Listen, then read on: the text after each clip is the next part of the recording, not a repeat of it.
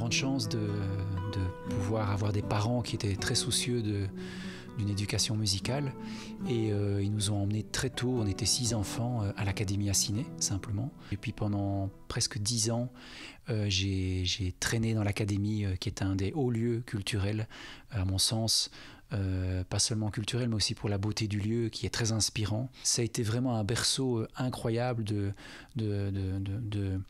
qualité sonore pour que l'enfant que j'étais comprenne l'importance de la musique dans sa vie.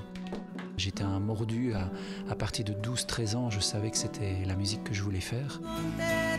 Après des études au conservatoire à Bruxelles, Quentin Dujardin voyage en Espagne, en Andalousie. Le premier d'une longue série de voyages à travers les univers musicaux. Un choix de vie avec tout ce qu'il implique. La vie ne vous met pas toujours dans l'inspiration, qu'elle ne vous met pas toujours dans le confort d'avoir du boulot, mais aussi dans la solitude du métier, dans la recherche d'un employeur potentiel, que ce soit un programmateur, que ce soit un théâtre qui vous engage pour une pièce de musique, que ce soit un réalisateur pour une musique de film. Dans mon cas, voilà, il y a vraiment plusieurs panels, on va dire un paysage, mais qui recouvre beaucoup de canevas différents pour arriver à vivre et à certains moments survivre de la musique. Entre les voyages, Quentin Dujardin pose ses valises, histoire de régénérer les racines. Je vis dans un petit village du Condro et j'ai tout installé pour que mon univers sonore soit agréable, bien et créatif. Et j'ai la grande chance d'être connecté au monde entier, pas seulement par le net, mais je voyage beaucoup pour les concerts, pour les tournées. Et du coup, peu importe le lieu où vous habitez, ce qui compte, c'est le rayonnement de votre musique et comment votre musique, avec le temps, travaille pour vous. La musique, elle se vit aussi dans la production, dans la rencontre des univers, dans la transmission, notamment vers les plus jeunes.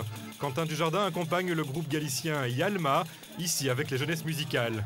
Ça fait partie aussi de la dimension de l'artiste, de ce qu'il aide à mettre en lumière, de ce qu'il permet de transférer comme énergie. Et venir dans les écoles avec les Yalma, c'est une formidable énergie, c'est un véritable privilège. Et ici, il y a réellement une dimension culturelle qui va au-delà de la scène, qui est celle, en fait, c'est vraiment la problématique des réfugiés. Et ce projet avec Yalma est un projet qui parle de la problématique de l'immigration, de comment quelque part s'intégrer ou comment échanger, comment voir la multiculturalité actuellement comme un plus et pas comme un moins.